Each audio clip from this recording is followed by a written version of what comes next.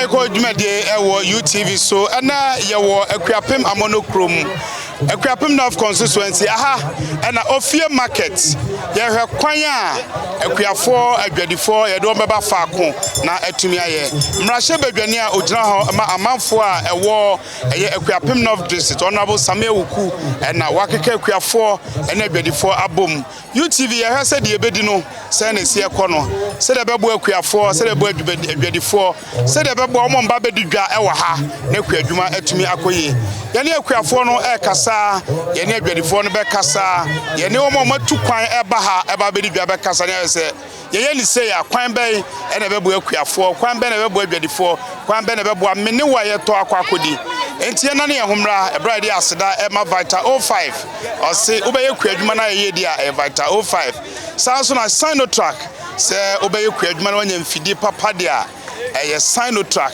ebra ye de aseda ema omo no eda omase wi a ebeda no ye ba ene adwadifo akuafo ene omo mba beto ade ebe kasa ewo Ayekoo dwumadi so yana ne homra ye ba Ofie market ye bedi nkomo Ayekoo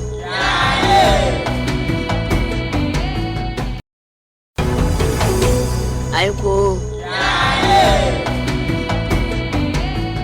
Ayekoo Eti say Pachana mi adom na so e nso me hoye udi ndi say Pacho e frame Zena Ofie market ne we ye hu se wonoma wo wani mu a woton de be na woton na fibri be ni a odo ho ebedom Ofie market na oba ya na eti say Okay Pacho meton bread wa hanum ni say me ba na me o school e na me frame me say omu yo Ofie market wa ha nti ya membra me bread nkaka into se me farm brand number 20 me started last month almost started last month I'm buying and it was going very well but as and then I don't know mama liked out into amanya my is look aka but ye bompa say bibi abeko from my mind chrome here na wa na so fi chrome frost never but me chrome here me amono chrome here trying yeah that's Ayekoo but yeah me so me das Ofie market ye ton aduane dodo na aduane wa oton bo ba ya na tiden Oh, yeah, nay, obu obeto niema edosu nto paade odi begu ma ebeye baako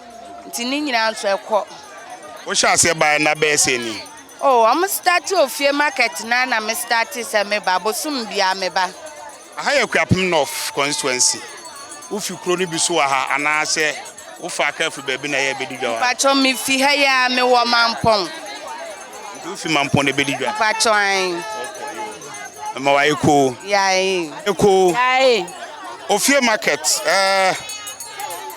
fi na hini a Ofie asebe Ofie market na ni de dika na obada bia mpacho me bada bia na gwateden oh eto da bia gwa ni ye eto da bi nso na aye style bia ma yen so ni nyina mu no ye wom agwadifo bi complain say di ba bia na mo so ja aba ba ya de abekantini mo pagya bonum ana anya sa net bi wa say meko ne bo aye den ese meko ba ga 20 million into ko fa meko ne ba wontumi nsa o na de ma enfa mo bi 5 cedis sa wo di nya sika no next time wasen akofa foforo nti ene won ka wonte won ho ase nti yesere won ai wonte ya ase kakra ye pa won chew na ya mo fa fi meko no mo ko fa fi aya agbaguro hia na se tudu ye misa se akuafo wo mo mantem ha wodo munya bi mfa wa ha agi se mo kwa agbaguro wa wode ko Madina wade kwa Madina nti yanso ya ne yakwa agbagburoshi ni akofa na tudu ni akofa wo awuzafo eno ana ye kan nti ye hwe da ache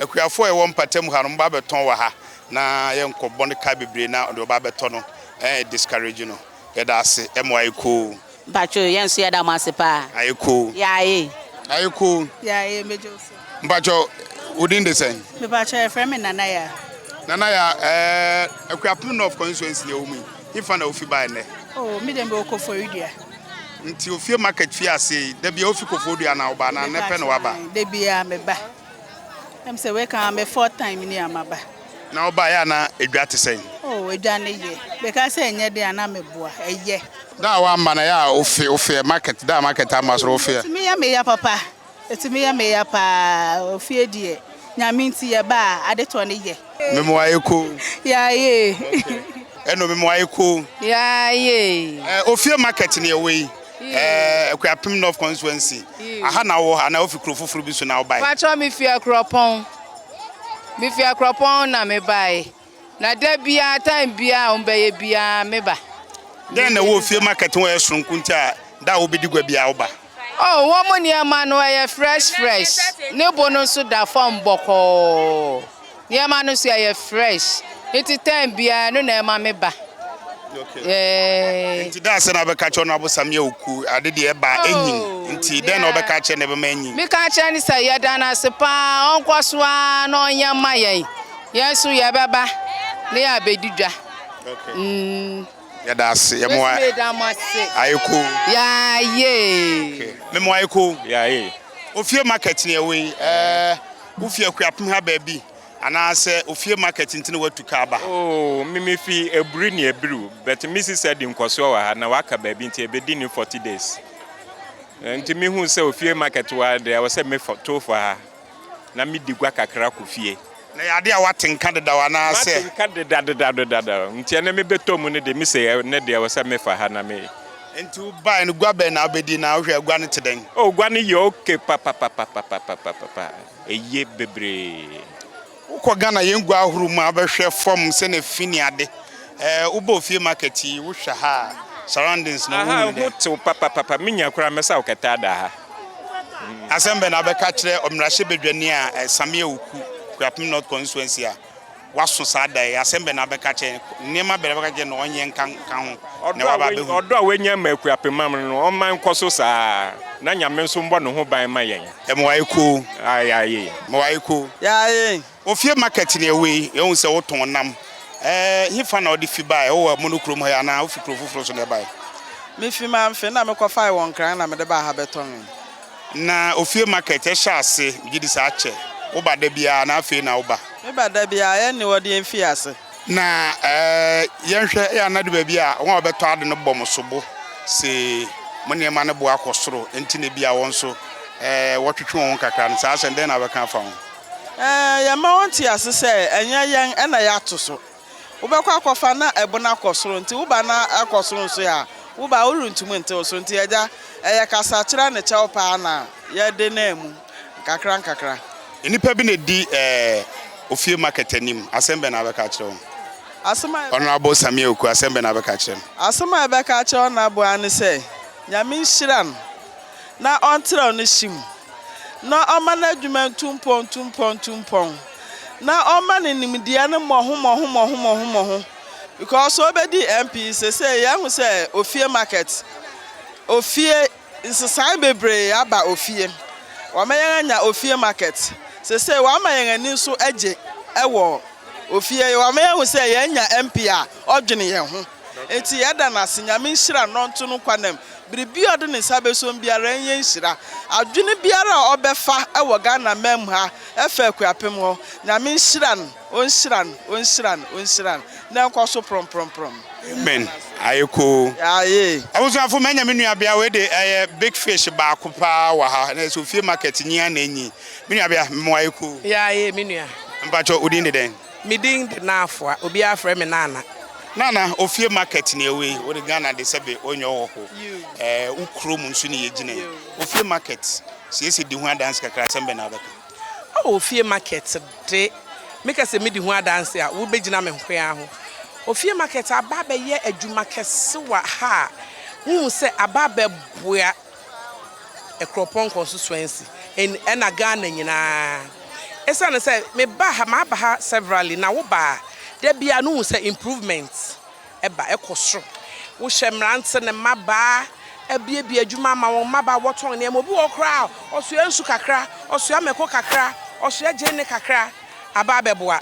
na wo say ema impuntu ereba omen yi mu ene ye nkrodo yi mu ankasa no wo say edi impuntu aba ade bia preni impuntu konanim bibia nso ye den a osran fada kru ntwa krum ibenya ba akwa biem bia anya yi oje di se den na Honorable nyenka ho ebi kurase ni nkuro no do so nti on rotate obi bisa asem ya beka ne den oh men keso on rotate da se me fi amonokrom ha negua no koso ha na eboya me maba yi a woton an me ba na me se maba no ton ade sa na mani eje na ma won sika de hwe wo ho o rotate de won rotate wo de chese ne aye ha ni nti ya hye de siesi ha fe se be ya ebe megua na koso into one woman na he ya na one de bia no womra na no be boya ebe boya Yemo Ayekoo ya ye minua Ewra memo Ayekoo Yeah, yeah. within the den Within the lender. eno lenda Ofie market ene na edikan na oba ha anase wota ba ha Me taiba no man kasa meton ade Ofie market anom. den na esonkun Ofie market wunti ene wa meton ade nso beto ade wa Ofie market ni aman ya na edikan ne bonne da form san so ye fresh enwu anche omudi fie afu ni mu na omudi ya benti anu ntia. Asembe na beka che honorable Samia Oku ene ne dom a won ahyehye dwumadi we asembe na beka che bibia enyin bibi wo ho a onhu ye den na beka che no wo The America che the people's cap ne say ya da na sepa nya minshan because odi Ofie market ne buy no aboa yem bebre first no na sanka apani amabisi ya to age so kwa doso asne ma na senkura kan ansa no wakwa akoto nso de ba anum se no aboa yem pam. Okay, that's Yemo Ayekoo. Yeah, yem.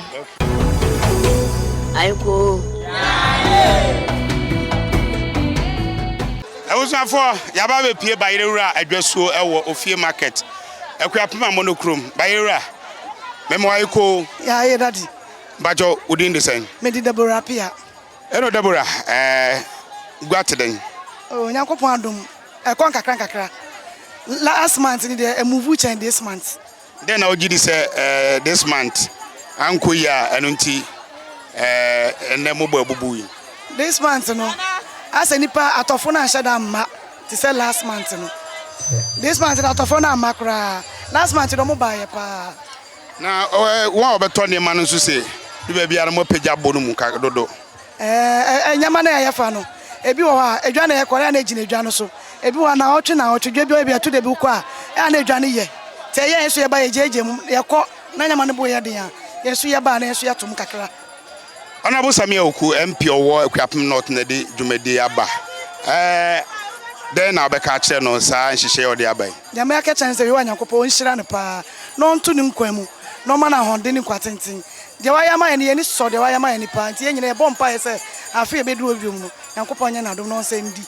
Na wa ya ma ye ma ye ni age dodo na ye nsusu se beba amonokrom. Wa ma ye ni age dwa no pa. Ebi nsusu ene se ni nkuro no dɔɔso. Tedu ba bia na nka enda mu fi ha ochana mu akwa ha. Aye no kre. Enso ni onu susu ye no na abem ni o kan so be ye no. E na wa ye. Enti ni ye susu se ebi kan se manfin. Manfin station on e ho nso. Enti mi mo ye dwadifo no. Enti sanka beti mi omunya ma 2 weeks. Na ye mra mum na bosom ni de e mo twen. Onya ni 2 weeks ma ye. Okay. That's Emo Ayekoo. Me that's pa yo enhira mo so. Ayekoo. Yeah. Yaba Ofie market brode ni nkeka ba ye ne won so wode woni ma okonkom den na oton. Pastor Medase, meton palm oil, and a gari, fortified gari. Yeah, gari in all. We had all sort of fortification to it. So we have beetroot, we have turmeric, we have coconut, tiger nut, soya bean, normal gari, pineapple gari, and potato gari. Instead, name my frying gari no. Okay. Odobi be kan se eja Ghana yen so yen dini enti yenye ne fi Ghana. Sa coconut turmeric ni kan na do bo ga jena me krafi chana krafi. Ghana ha na mo yen. Ana so di fiam. Ye wo Ofie ahia e wo kwamoso. E ho na factory ne wo. Bibia enyi ewiase bibia sha ase da kro na kodu baabi. Honorable debe na wo hwa a oye ka ho a ebetumi aboa. Oh, ne waye ni nyina. Waye ni na ye bae minim sama bahada ye start ye na ha nyina na ye infutro. Se buy won say ya pevi ha aha ye fefefe nti e da honorable ne ekofo mo oni omo ye organize it. E do mo nyina ase. Se ade ye fine pa. E da ase odin de sen. E fra me Okubia Jemima. Ayekoo. Yeah.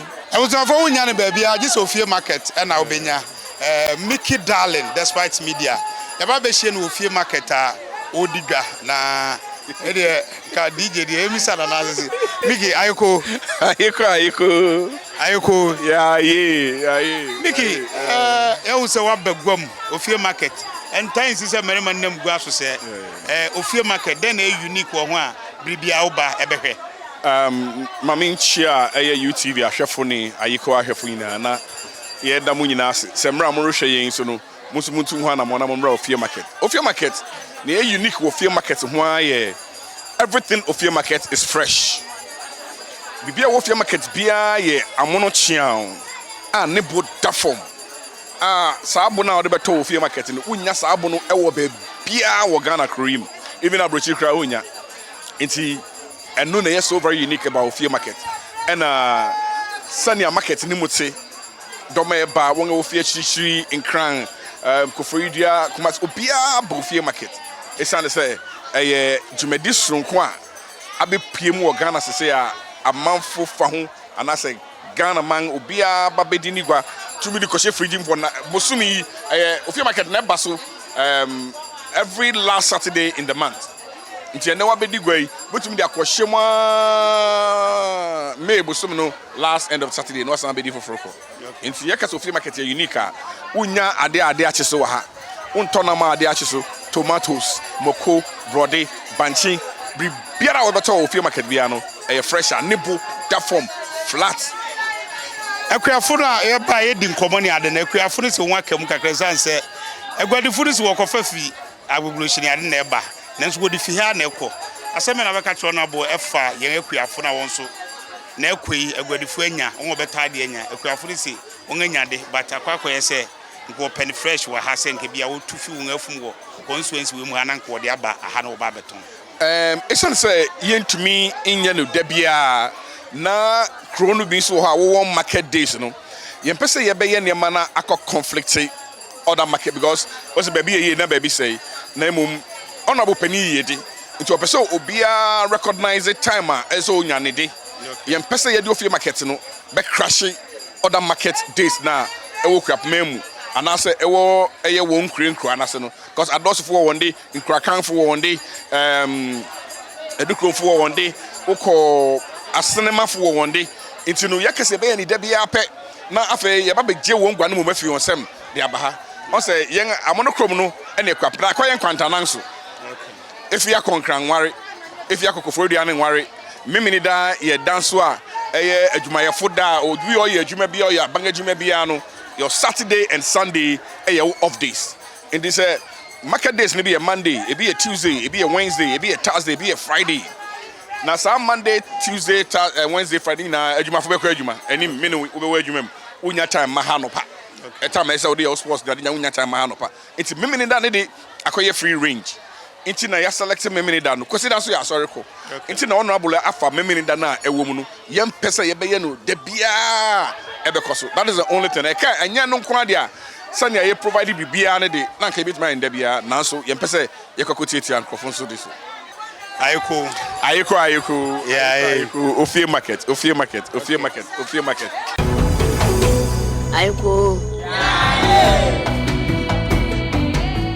Ayekoo yeah akra bacho odin den ya frame na no fenya kododo na frame young man akrofe Ofie market e ba ye nsem na mo ne mmia ne kasa e hye niema entutuete den se mo organize ni padom se anet den Ofie market bebe de etutuye ne de esa na wona abosa me yakunti ntutuye ni yie papa eye Ofie market jumedi no bosum bia memene de twato wo mu no ene yedi se adwumai na enam honorable Sabin Ewuku nsaso nti amenya akonya de tracks eko lower hills emeka lower hills eye fiti safura akọ adoso akọ ka mengwase ho ne lower hills na ye the tracks na akọfa niema no aba niema no se ye de banso ya yenyi wonska nti ema gwa na awode ba ha no ema niema ne tumi eba form ewo Ofie market ha okay obihwe alisa obihwe ni mesumeti nya adwuma yo Ofie market registration bi wo ho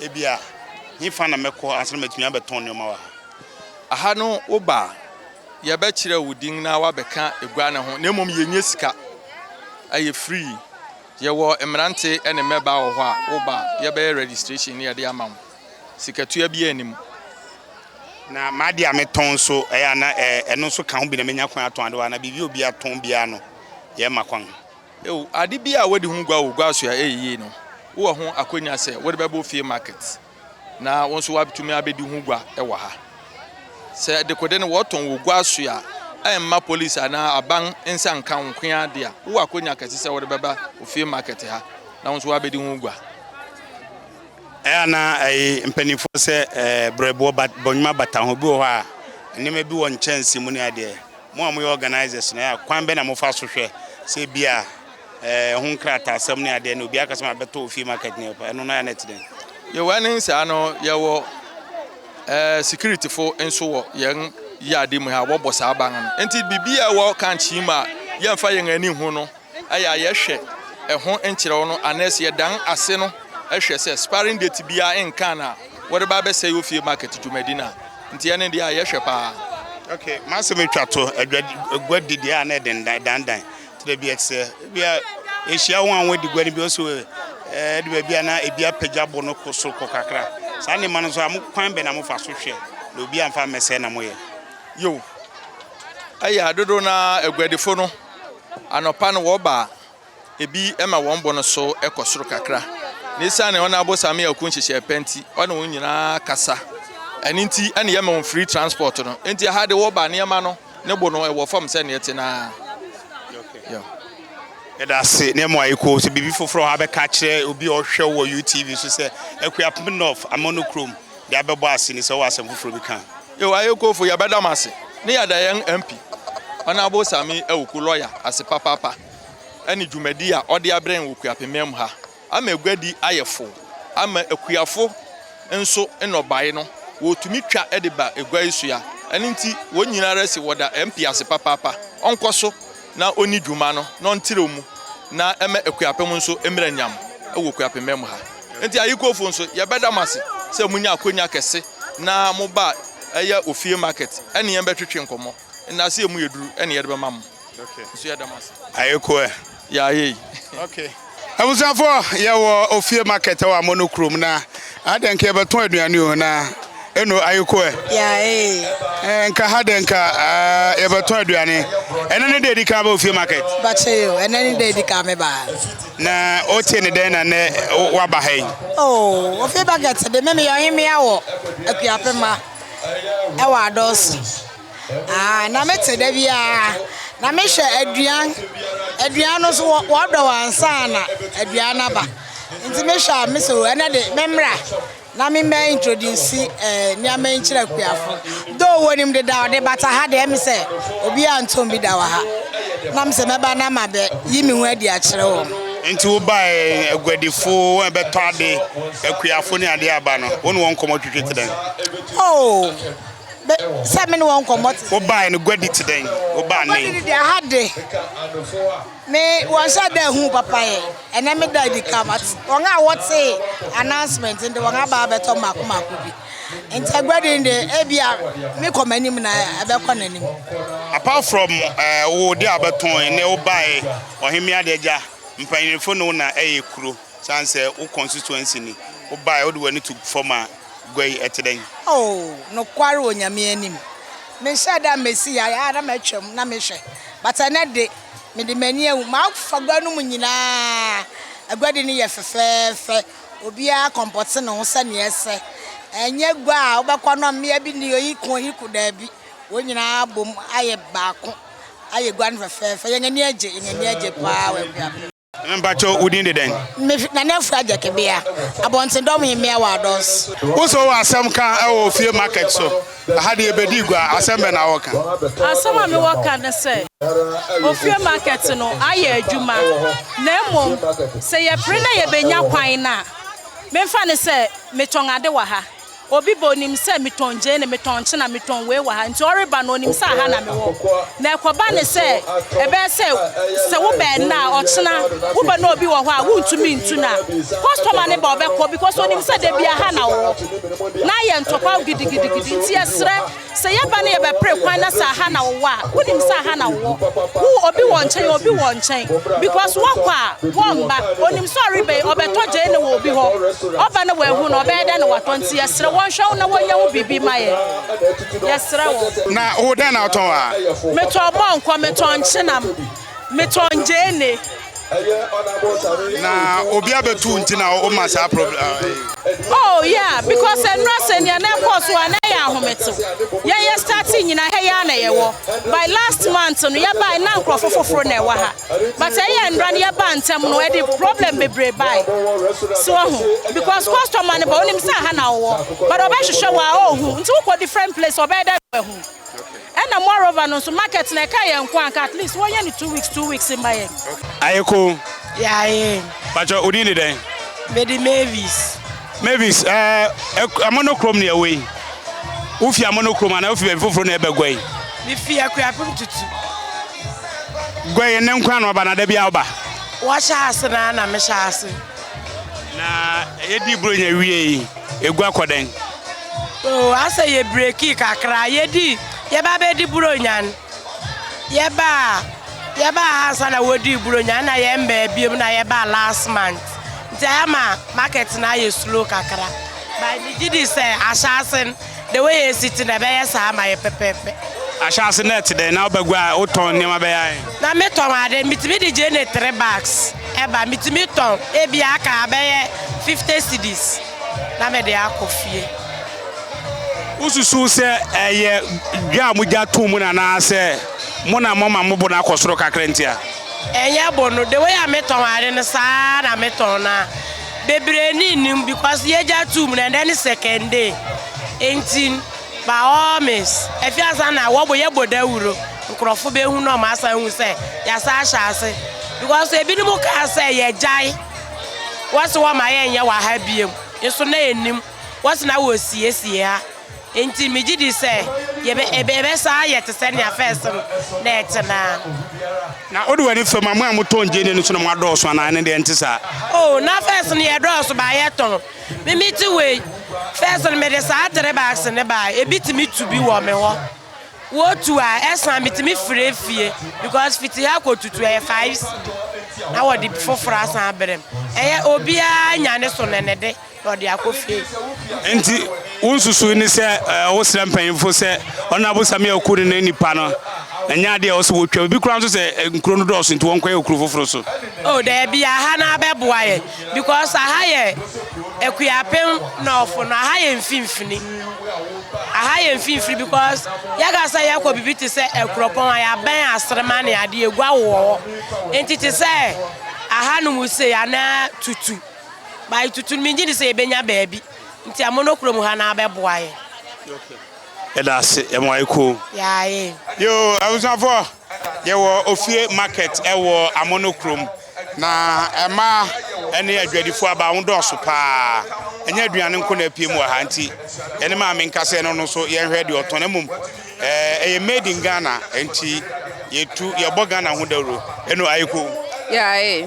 Odin de sign E frame me mefa me free true native.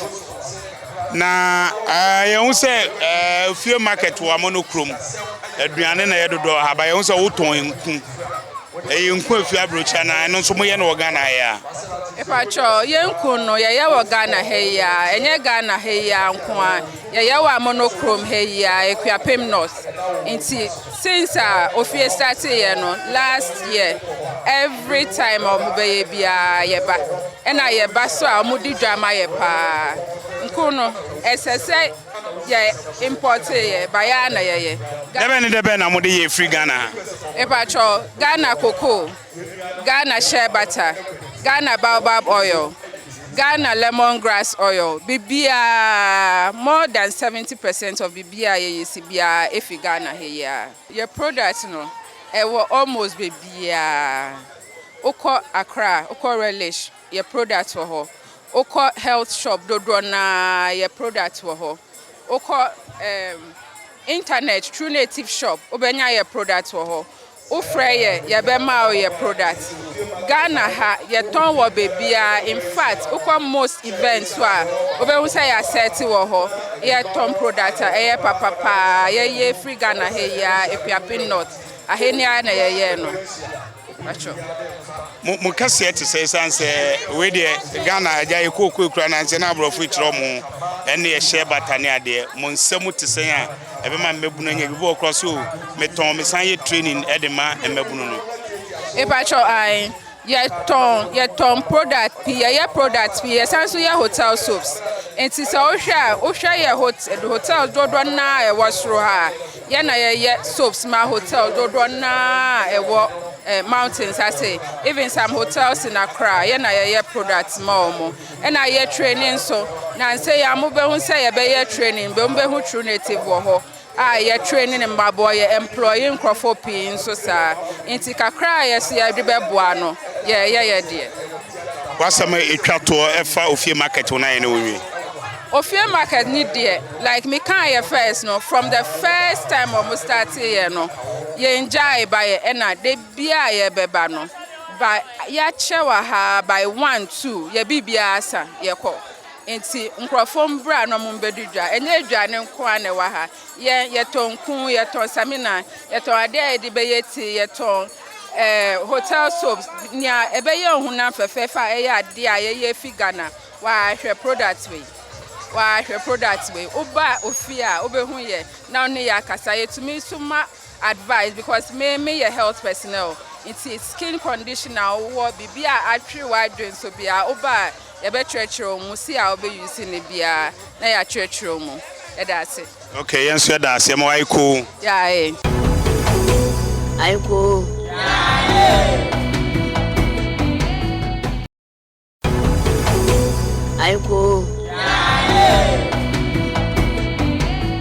abusuafo Akuapem de bedie de ntwamu da Ofie market aha na mrahye badwane ogina ma Akuapem of constituency ona bo same Ayekoo adwene wo say e bibia didi de bedidi onabo ma Ayekoo onabo yemisa se dai so net say say one in town ani mu adaroma mra me ye ma adwene se mekọ eye mrahye begwam no ade ba ko so amehu ye ni say me mpese aso ha no ukọ lower hill la ye upper hill and lower hill no ye wunye twaman finaro kokoforidia all the towns only na lower hill na me constituency near 38% rural just in crossing so doso na ye oha inchim almost aduanan na yedua nuane ne no ban ne ade intime ye ma adwen se hu behia se mehihye niama na to prevent post harvest losses and I say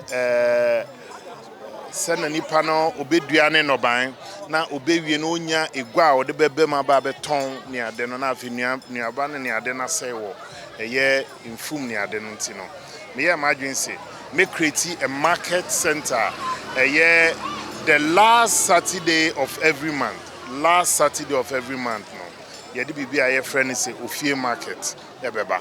And the concept behind Ofie market is that ye pese eye Akuapem no ene won wo mudua ye no ban no they come face to face with omomoto eye won no ban no so we ye no so fi ho a eye o share ye market queens and as ye nuanom ma no mudiga no so no on betimi aba beto no etu no eye etufo bo na wo mo so no etimi dia call the various centers no na omakwa koton de ama yade hye so ewo ho nti ye last year March na nipa buy but every month bia was an improvement no na nipa buy 500 na ye omoba but say no they can call tens and thousands of people in fact people come the day before now you feed them you no number set up nkofo digwa from anajona to ene ka omogu so oba na one stop shop awunya obibia to near sanso aye kids playground baby am afraid dia go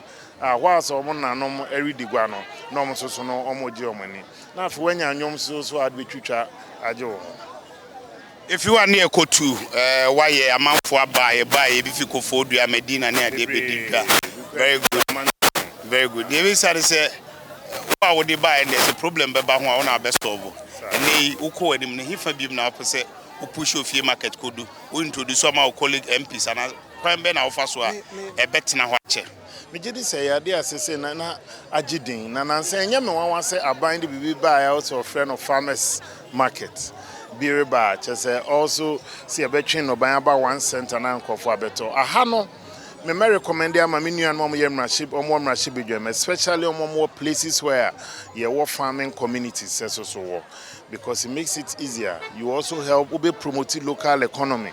Kofu benya sikegu won kotokum, kofu be digwa, kofu ba betoniama. E sanso de wo constituency ni din so no e be du echi.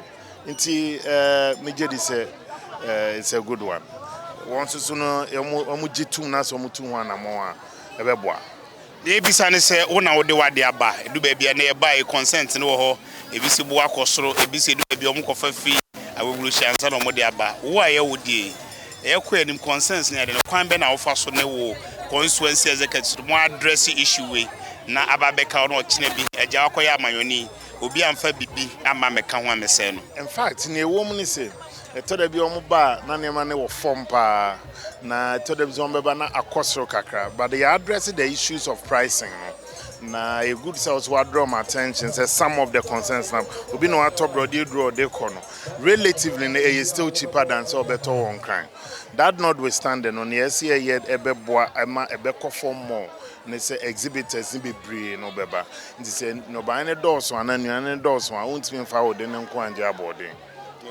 That's I mean the twato ne mmabunu ne kuadwuma ene adwadie na e bae em so hwem bonkum so a abawe bi wa wase oton brodo ne maame na ka chen so mra meton brodo o school ni de ye hu mmabunu bebre e wa ha mmabunu a ombeba Ofie market na Ofie market begina eno so e ka wo hihye ho na ne ma be na de atokwan mu a mmabunu ne beba dodo na aye din kase am wadwadie. In fact ne wo mu ne say